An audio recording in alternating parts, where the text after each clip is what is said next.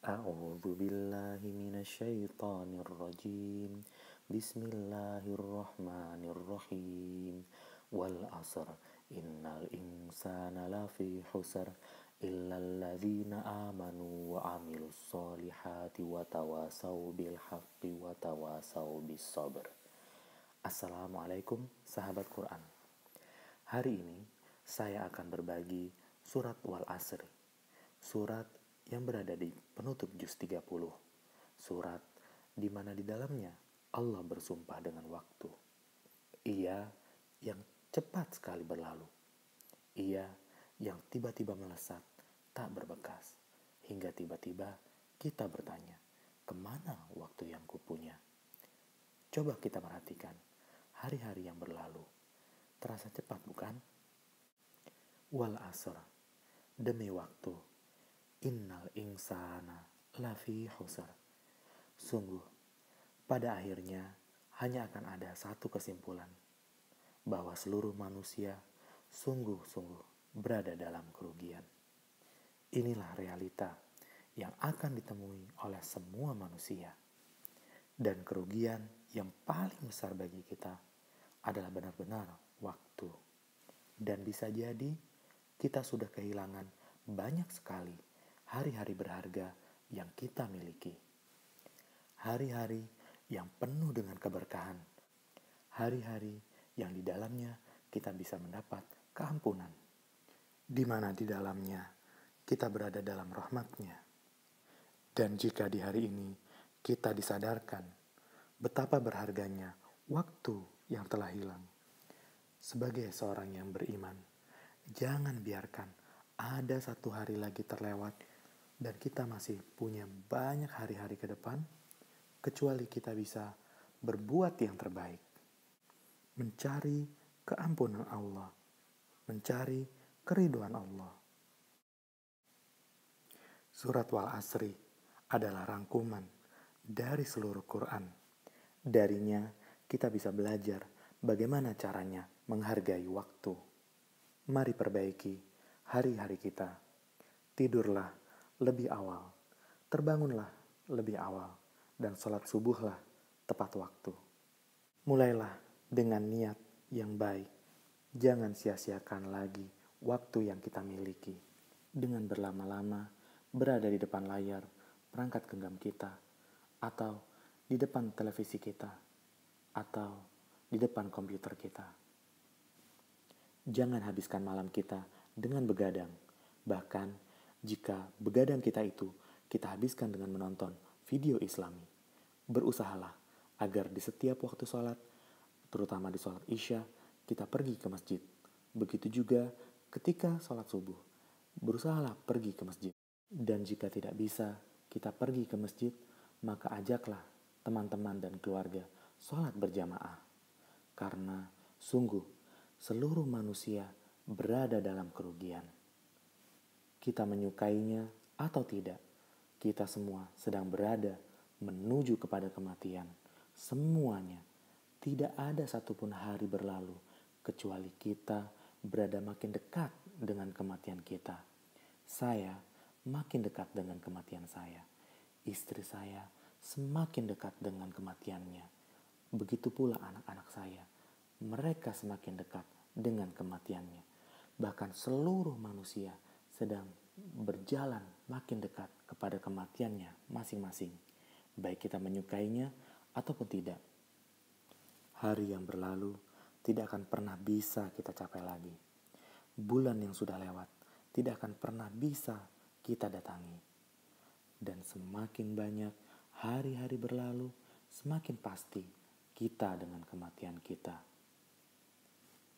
Semakin pasti dengan hari berbangkit. Inilah sebuah realita yang tidak bisa kita pungkiri lagi. Fakta yang kalau kita bisa menerimanya, maka kita akan bisa benar-benar menghargai waktu. Yang benar-benar kita miliki di dunia ini sebenarnya hanyalah waktu. Coba perhatikan, uang, rumah, dan semuanya hanya bisa kita miliki kalau kita punya waktu, ya kan? Kalau kita sudah tidak lagi mempunyai waktu, nggak akan ada lagi yang bisa kita nikmati. Kalau seseorang tahu waktunya di dunia ini tinggal 1 jam lagi, maka apa yang bisa dia nikmati lagi? Mari kita pikirkan itu. Maka siapapun yang kemudian dia sampai pada titik sadar waktu merupakan aset yang paling berharga, maka benar-benar akan dihargainya waktu dengan sungguh-sungguh. Dan cara kita memperlakukan hari-hari kita akan jadi sangat berbeda untuk setiap jamnya, untuk setiap paginya, untuk setiap malamnya. Gak akan ada lagi sikap malas di akhir pekan. Atau kita cuma duduk-duduk menatap layar dari televisi kita, dari video game kita, ataupun dari handphone kita. Kecuali semua itu akan jadi produktif bagi hidup kita. Allah bilang, hanya orang-orang yang beriman yang akan memiliki keberuntungan. Dan karena imannya itu, orang-orang ini melakukan sedikit perbuatan baik. Ya, as-solihat artinya bukanlah banyak amal soleh, tapi artinya adalah sedikit saja amal soleh. Karena Allah gak minta kita melakukan banyak hal kebaikan. Allah hanya ingin kita melakukan sedikit saja. Ia hanya minta sedikit waktu dari hidup kita, yaitu di bulan Ramadan. Kita gak akan bisa melakukan semua yang ada di bulan Ramadan sepanjang tahun. Kita berharap kita bisa melakukannya sepanjang tahun. Bahkan saya berharap saya bisa melakukannya sepanjang tahun. Tapi bukan itu yang Allah inginkan. Ia hanya ingin jauh lebih sedikit dari itu. Maka lakukanlah amal-amal kebaikan walaupun hanya sedikit. Itulah arti kata as-solihat. Dan saling menasehatilah, saling mengingatkan, saling menguatkan, saling menjaga dengan setara dan secara bersama-sama. Karena inilah yang diminta dari huruf ta dalam kalimat ayat ini. Tanpa huruf ta, maka yang terjadi adalah satu arah. Yang satu memberi, yang satu menerima. Yang satu mengingatkan, yang satu diingatkan. Tetapi adanya huruf ta membuat keduanya seimbang. Artinya bersama-sama saling mengingatkan, saling menjaga, saling menasehati. Harus ada rasa ini. Rasa setara. Tidak ada rasa lebih tinggi ataupun rasa lebih rendah. Tidak ada rasa aku lebih baik darimu dan tidak ada rasa dia lebih baik dariku. Kita sama-sama saling menjaga. Berkumpullah dengan orang-orang baik yang akan menjaga kita. Hidupkan kembali keyakinan kita. Hargai kembali waktu. Sapalah teman kita yang sudah lama tidak bertemu dengan kita di masjid. Katakan kepadanya, bagaimana kita mengkhawatirkan keadaannya. Tanyakan kepadanya, apakah keadaannya semuanya baik-baik saja?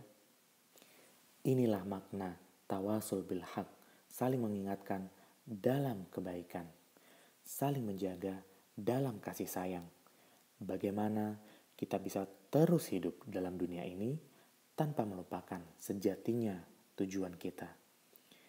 Dan ketika kita teralih dengan dunia ini, atau kita sedang berada dalam ujian, dalam sebuah musibah yang bisa melemahkan keyakinan kita kepada Allah, maka salinglah kita mengingatkan dalam kesabaran. Karena sabar, pengertiannya bukanlah hanya dalam ujian dan masalah, tetapi kepada yang melalaikan.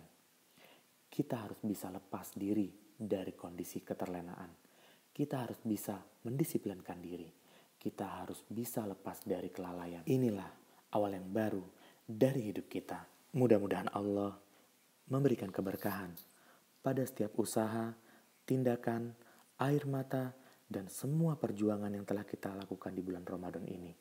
Dan mulai sekarang, ke depan, kita akan punya pemahaman yang baru dalam menghargai waktu. Setelah ini, kita akan membuat sebuah jadwal baru. Kapan kita akan belajar Quran, kapan kita akan membacanya, kapan kita akan menelaahnya, dan kapan kita akan menikmatinya. Kita akan mempersiapkan diri untuk bangun sebelum sholat subuh.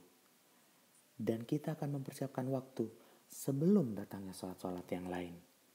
Dan kita akan mengatur jadwal belajar kita, jadwal kerja kita, jadwal perjalanan kita, sehingga tidak konflik dengan jadwal sholat kita. Kita jadikan sholat kita sebagai jadwal acuan kita. Kita akan beresin sholat kita. Karena ia adalah tiangnya agama. Dan darinya adalah bukti apakah kita bisa menghargai waktu dengan sebaik-baiknya. Karena sholat bagi orang-orang beriman adalah ibadah yang sudah ditentukan waktunya. Dan bagi yang memiliki banyak waktu luang, isilah dengan membaca Quran. Hafalkan dan fahami arti dan maknanya. Atau carilah pekerjaan yang akan menyibukkan diri kita dengan kebaikan. Jangan lagi sia-siakan waktu. Adalah waktu luang yang akan menghancurkan kita. Karena waktu luanglah kita jadi bisa berangan-angan. Kita jadi bisa lalai. Kita jadi mudah menghabur-haburkan waktu dengan segala kemaksiatan. Kalau kita tahu diri kita lemah, jangan biarkan ada waktu lengang. Sibukkan diri kita dengan aktivitas berguna. Dan teruslah minta pertolongan kepada Allah. Semoga Allah hadirkan untuk kita orang-orang baik yang akan menjaga kita, yang akan mendukung kita. Dan mudah-mudahan Allah bantu kita melawan semua yang bisa melalaikan diri kita. Dan mudah-mudahan Allah bersihkan diri kita dari berada di antara orang-orang yang melakukan dosa, atau dari mereka yang mengajak kita kepada dosa.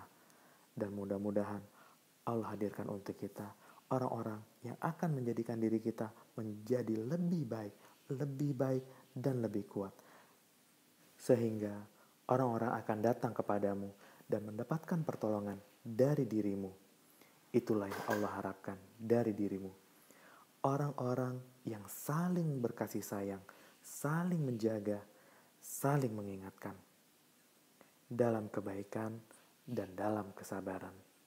Mudah-mudahan Allah masukkan kita ke dalam golongan ini dan tidak menjadikan kita masuk ke dalam golongan semua manusia, tetapi Allah masukkan kita ke dalam golongan yang dikecualikan, yaitu golongan orang-orang yang beruntung.